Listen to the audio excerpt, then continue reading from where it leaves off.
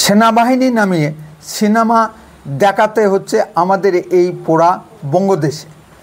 সিনেমাটির নাম the Bengal files, প্রযত্নে তৃণমূলের পুলিশ ও লুঙ্গি বাহিনী। সিনেমাটি ট্রেলার লঞ্চ করার সময় আমরা মমতা ব্যানার্জির নানা কীর্তি কাহিনী দেখেছি। পছন্দ না হলে বা কোনো ভুল ঐতিহাসিক তথ্য থাকলে মমতা ব্যানার্জি আইনের আশ্রয় নিতে পারতেন। তা না করে মমতা ব্যানার্জি পুলিশ লেলিয়ে দিয়ে প্রথমে কোনো সিনেমা হলে লঞ্চ করতে দেননি। পরে হোটেলে লঞ্চ করার সময় পুলিশ গিয়ে বাধার সৃষ্টি করে, বিদ্যুতের তার কেটে দেয় এবং ল্যাপটপ ছিনতাই করে পালিয়ে যায়। কিন্তু পুলিশ পরিচালক বিবেক অগ্নিহোত্রীকে গ্রেপ্তার করতে সাহস পায়নি। এত কিছুর পরেও ট্রেলারটি লঞ্চ হয়েছে এবং সারা পৃথিবীর কোটি কোটি বাঙালি সেটি দেখেছেন। আজকের বৈদ্যুতিক যুগে এইভাবে সিনেমাটি দেখা বন্ধ করা যায় না, ফলে মানুষের উৎসাহ আরও বেড়ে গেছে। কলকাতার ন্যাশনাল লাইব্রেরির শ্যামাপ্রসাদ হলে কয়েকজন মুক্তমনা ব্যক্তিত্ব সিনেমাটি প্রদর্শনের ব্যবস্থা করেছিল। একজন মাকে দেখলাম, তিনি তার বাপদাদুর মুখ থেকে যে গল্প শুনেছেন তার চাক্ষুষ প্রমাণ দেখাতে নিজের মেয়েকে নিয়ে এসেছেন। সিনেমাটি ভারতবর্ষে ব্যান করা হয়নি বা ভারতীয় সিনেমা নিয়ন্ত্রণকারী সংস্থা সেন্সর বোর্ড সিনেমাটি দেখানোর অনুমতি দিয়েছেন। আসুন দেখুন কত কেন্দ্রীয় নিরাপত্তা বাহিনীকে নামাতে হয়েছে।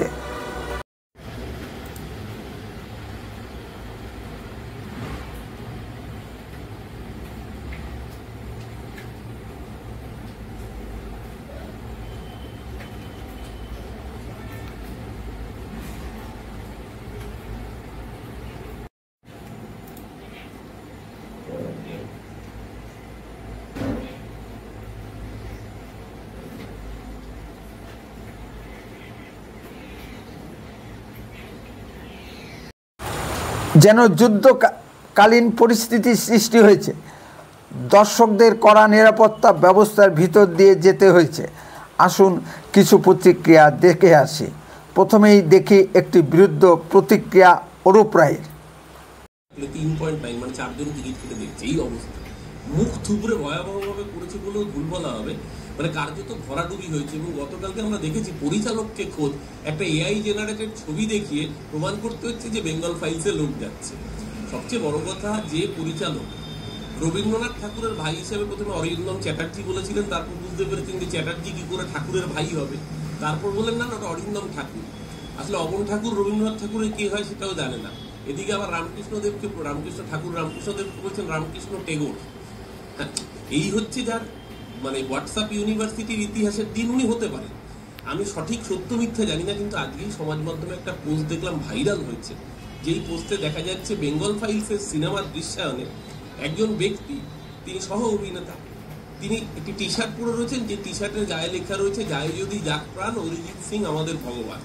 তো আমি জানি না যে বেঙ্গল ফাইলসের টাইম ট্রাভেল কি করে হলো যে 1946-এর 16ই August the great Calcutta killing, হ্যাঁ সেই সময় দাঁড়িয়ে অরিজিৎ সিং কি করে জন্মগ্রহণ করলেন, টাইম ট্রাভেল করে অরিজিৎ সিং 1946-এ জন্মগ্রহণ করলেন এবং সেই সময় মানুষের কাছে গায়ক হিসেবে ভগবান হয়ে গেলেন। আমরা জানতে চাচ্ছি, মানে এই যদি হোয়াটসঅ্যাপ ইউনিভার্সিটির নমুনা হয়, সেই সিনেমা বাংলার মানুষ প্রত্যাখ্যান করবে না তো কি করবে?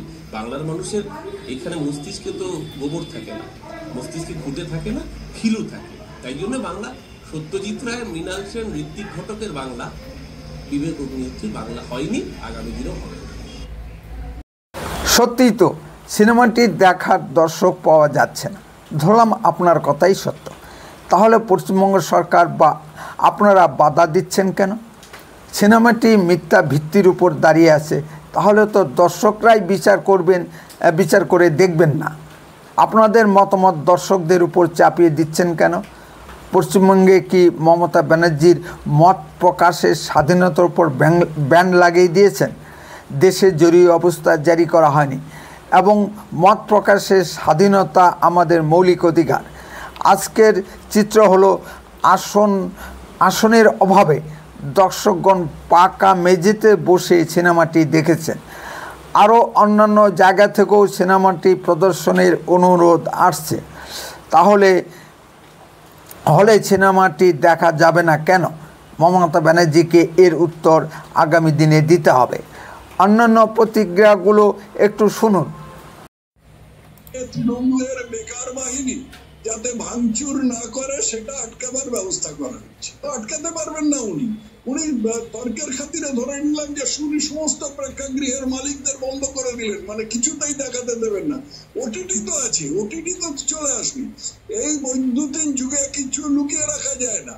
এই বেকার বাহিনী, এই ঠ্যাংড়া বাহিনী, এই ভাঙচুর বাহিনী, তারা তো ওটিটি আটকাতে পারবে না। প্রোপাগান্ডার ছবি আমি যদি তর্কের খাতিরে মেনেও নি, অসত্য ছবিটা কি অসত্য? ছবিতে কোনো অসত্য দেখানো হয়েছে? কেউ যদি বলে এতে অসত্য দেখানো হয়েছে, তাকে আমি সরাসরি চ্যালেঞ্জ দিচ্ছি। প্রোপাগান্ডা হতে পারে, প্রোপাগান্ডা হলে কি আছে? সবসময় প্রোপাগান্ডা। এখানে যে রাস্তা জুড়ে দিদিকে বলো, দিদির কাছে যাও, দিদির পেছনে দৌড়ো, এই তো রাস্তায় সব জায়গায় রেকর্ড আছে, সেটা প্রোপাগান্ডা নয়?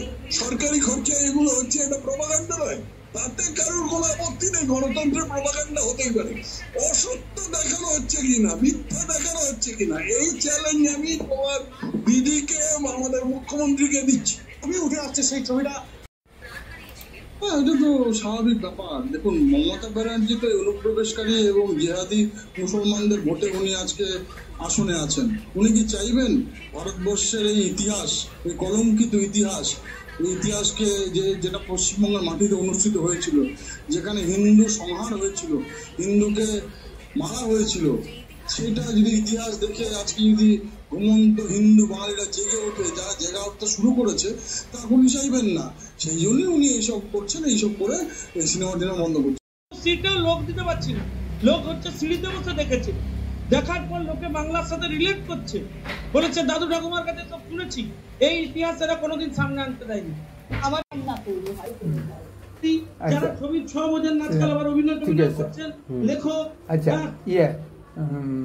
এটা বের করো তো, গেট ক্যালকাটা লাসেস 2। আজকের অনুষ্ঠানে সিনেমাটির পরিচালক বিবেক অগ্নিহোত্রী ও তার স্ত্রী অভিনেত্রী পল্লবী যোশী উপস্থিত ছিলেন। তার বক্তব্য শুনুন। यहाँ पे दिखाई जा रही है नेशनल लाइब्रेरी में, लेकिन बहुत दुख की भी बात है कि बाहर इतनी सिक्योरिटी सेंट्रल एजेंसीज को बुलाना पड़ रहा है। यानी बंगाल फाइल्स बंगाल की फिल्म है और कलकत्ता में ही खड़े होकर जो बंगाल की राजधानी है, वहाँ पे वहीं के लोगों को देखने के लिए इसको रोका जा रहा है। ये भी बहुत दुख की बात है। নমস্কার, আপনারা শুনছেন উত্তরের কণ্ঠ। উত্তরের কণ্ঠ থেকে আমি শ্রী প্রভাত বসাক, তুফানগঞ্জ, কোচবিহার। সিনেমাটি যে ঐতিহাসিক ঘটনার উপর ভিত্তি করে নির্মিত হয়েছে, সেই ঐতিহাসিক ঘটনা কি মিথ্যা? নেহরু ঘরানার ঐতিহাসিক রমিলা থাপার ও ইরফান হাবিবরা কি ঘটনাটি ধামাচাপা দিতে পারবেন? ডক্টর রমেশচন্দ্র মজুমদার কি মিথ্যে ইতিহাস রচনা করে গেছেন? তাহলে সারা পৃথিবী জুড়ে রমিলা থাপার ও ইরফান হাবিবের ইতিহাস না পড়িয়ে ডক্টর রমেশচন্দ্র মজুমদারের ইতিহাস পড়ানো হয় কেন? মোহাম্মদ আলী জিন্নাহ ও সোহরাবুদ্দিন মুসলিম লীগের ডাইরেক্ট অ্যাকশন দিয়ে দ্য গ্রেট ক্যালকাটা কিলিংস ও নোয়াখালী দাঙ্গা কি মিথ্যা? জাতির জনক মহাত্মা গান্ধী কি দাঙ্গা বিধ্বস্ত নোয়াখালীতে যাননি? আগে কিছু কিছু লেখায় আভাস পেয়েছিলাম, কিন্তু এবারে পরিচালক বিবেক অগ্নিহোত্রী সরাসরি সত্যটি ঐতিহাসিক দৃষ্টিকোণ থেকে সামনে তুলে ধরেছে। 46-এর দাঙ্গায় বঙ্গবন্ধু শেখ মুজিবুর রহমান ও তৎকালীন কমিউনিস্ট পার্টির নেতা জ্যোতি বসু সরাসরি জড়িত ছিলেন। কলকাতার শহীদ মিনারে জ্যোতি বসু ও যোগেন্দ্র মণ্ডলরা এক মঞ্চে দাঁড়িয়ে স্লোগান দেননি যে আগে পাকিস্তান দিতে হবে তবেই ভারত স্বাধীন হবে? এই ইতিহাস কি মিথ্যা? বামপন্থী ও তৃণমূল বন্ধুরা প্রমাণ করুন এই ইতিহাস মিথ্যা। শুধু ভাষা বিবৃতি দিলে হবে না, ঐতিহাসিক তথ্য প্রমাণ দিয়ে প্রমাণ করুন এ ঘটনাটি মিথ্যা বা বানোয়াট। গোপাল পাঠা যদি প্রতিরোধ আন্দোলন শুরু না করতেন, তাহলে ঢাকার মতো কলকাতাও হিন্দু শূন্য হয়ে যেত। এই দাঙ্গায় কমপক্ষে 20,000 নিরপরাধ হিন্দুর মৃত্যু হয়েছিল। কত যে হিন্দু মেয়ে ধর্ষিতা হয়েছিল তার সীমা সংখ্যা নেই।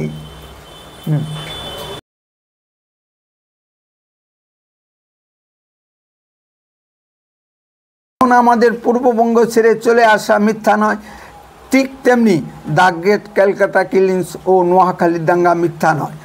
বামপন্থীদের হাতে ঘা লাগতেই পারে, কারণ তারা ওই একতরফা হিন্দু নিধন যজ্ঞকে সমর্থন করেছিলেন।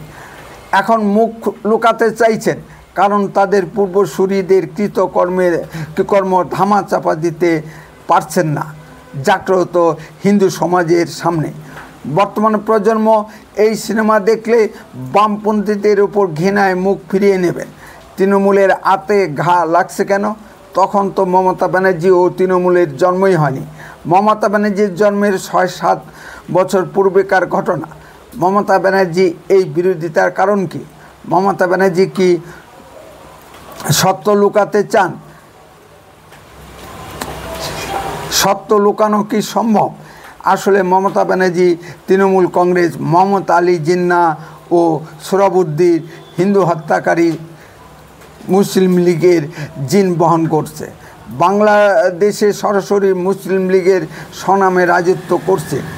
আর যেহেতু পশ্চিমবঙ্গে এখনও শতকরা 70% হিন্দু, তাই মমতা ব্যানার্জিদের ভনিতার আশ্রয় নিতে হচ্ছে।